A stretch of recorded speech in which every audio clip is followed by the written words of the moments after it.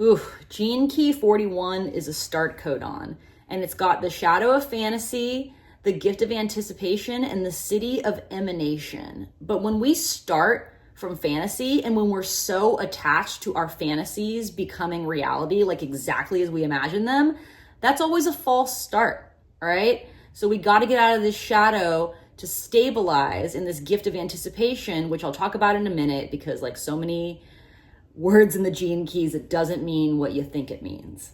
I'm Molly, you're watching Mirror Readings, and if you'd like to get a Gene Keys reading from me, please visit my website, mirrorreadings.com, and subscribe to this channel to save 15% on all my offerings. Okay, I'm done pitching. Let's talk about fantasy. So a start codon activates DNA instructions. So if we're having a false start, then we're basically like giving bad instructions to life. Like, anyone who practices magic will tell you that you can't lust for result and you can't be attached to how something is going to manifest, right? We can point ourselves in the direction of our intention, but we can't have attachment to how it's going to play out.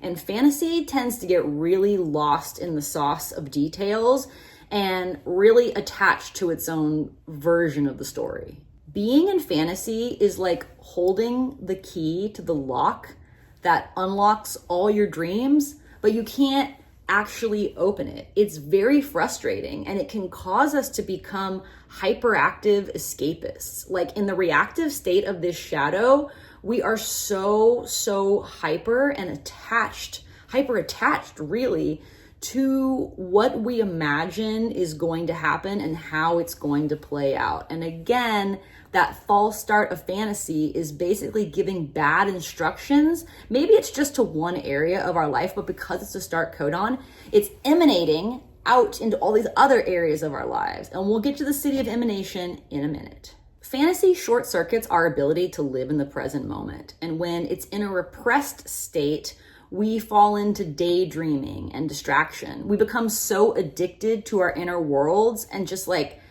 so certain that the outer world is never gonna match like whatever the fantasy is. So we become isolated. Fantasy can also make us a bundle of nervous energy, just projecting those fantasies all over everyone and everything, which results in us living in chronic disappointment. And like we kind of have to retreat to our inner worlds because the outer world is just too disappointing. And by the way, if we get too lost in the fantasy sauce, life will create a reset that forces us into the gift frequency. And that's what we want to avoid. We want to be able to recognize the fantasy so that life doesn't have to pull the rug out from under us to make us let go of that fantasy. The gift of anticipation is all about tapping into our intuitive gifts, which we all have. We just live in a world that tends to discourage cultivation of them. But it's all about anticipating what's happening in the future and the best course of action, which we're able to pick up on if we're regulated and sensitive enough to tap into the information fields that we're living in. So if you're familiar with Rupert Sheldrake's morphogenetic field theory, it basically says that all living things, really, it could just be everything. I'm not sure. It depends on whether you're a panpsychist or not. But that there's an information field that we live in and that every living thing contains that has all of the instructions that we need to get the best out of like whatever the moment or experience is. And we can actually tap into that information if we're regulated enough to intuitively sense it. We are able to anticipate what's needed in the moment because we're naturally attuned to evolutionary signals, but those signals are blocked by fantasy. So that's the problem. We're gonna have a hard time picking up on evolution signals if we're blocked because we're unhealthy. So we wanna have a finely tuned instrument, like our physical instrument. Yes, of course, we wanna be healthy energetically. We wanna have a healthy mental and emotional body, but we can always start with our physical body because if we're physically healthy, we're already like bringing ourselves into alignment. And really, while we're down here in human form, it's very difficult to be sensitive to intuitive information if we're... Rex, it's like the one thing I need you to not do.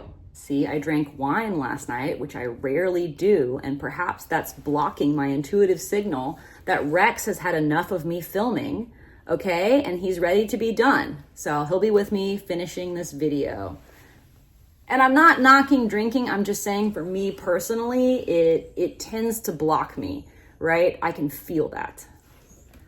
And our physical health is the type of start codon that tells the rest of our life that we're healthy and we would like the great cosmic algorithm to serve us healthy life experiences, right? So the city of emanation, as I said, because it's a start codon, like whatever these instructions are that we're giving life, even if it's just related to one particular scenario, is going to emanate out into all the other areas of our lives. So we have to look for where we're in fantasy. And sometimes it's not so easy to identify. Sometimes we need other people in our lives to help us figure out where we're living in fantasy.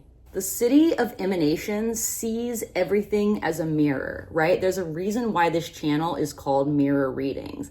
And it's because when we see life as a mirror, that it's reflecting back to us what we're not seeing in ourselves or what we need to learn in the moment, all of a sudden, like, nothing's personal. And we realize that we are co-creating reality. That's a big Siddhic feature, a feature of enlightenment, is like taking responsibility for being, oh my goodness, I know he's had enough, a co-creator of life without like being heavy-handed about it, right? We're just showing up like it's a dance and that life is our dance partner, but that we're also like setting the playlist of that dance by our attitude and how we're showing up. All right, are you done? I'll feed you in a minute, my boy. So emanation pierces the illusion of Maya, samsara, the matrix, whatever it is that you want to call it. And we can see how, I mean, look, I believe this and I don't believe this. The way we do one thing is the way we do everything. I don't think that's true across the board, personally, because if you see me do something I'm excited to do versus like doing my taxes, it's very, very different. But I think that's true in certain areas, right? Like, I'm just going to use physical health as an example because it's easy.